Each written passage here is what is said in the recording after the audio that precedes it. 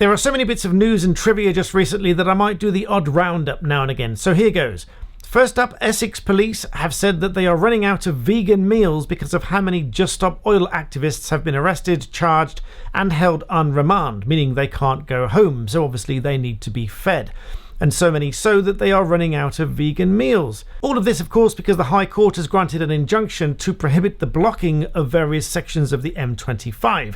So I can only encourage people not to go and do that, because according to the poll that I did of over 22,000 of you that voted, 91% of you do not support the actions of Just Stop Oil, despite one of the interviews that I watched claiming that, quote, most people support their actions.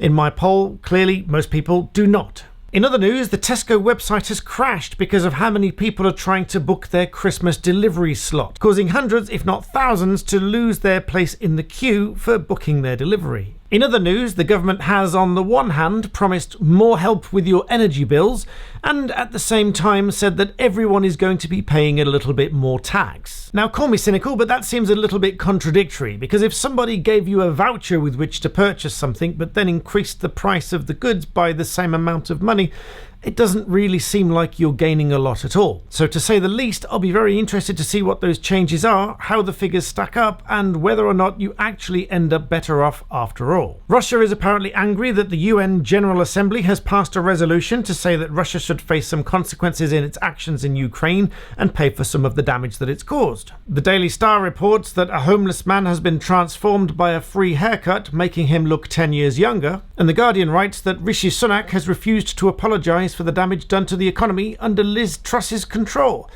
But I don't quite see how it's Rishi Sunak's fault, because he wasn't in control. I don't know what you think, but leave me your thoughts in the box below. But let's just come back to the topic of protests for a moment. As I said, 22,000 of you voted in that poll, and over 91% of you said that you do not support the actions of Just Stop Oil. And as many of you commented underneath my poll, if all reliance on oil and gas just stopped overnight, most of the country would probably come to a standstill. Now, I'm all in support of the conversation, and there are many ways of peaceful protest, but frankly, blocking the roads simply isn't one of them. More than just a few of you commented how such actions is going to annoy many of you that would otherwise support their arguments, and the blocking of the road themselves and so many thousand vehicles for so many hours at a time is itself going to cause a spike in emissions for that period of time. But as I say, lots of bits of news, so please like the video and subscribe, and I'll see you next time.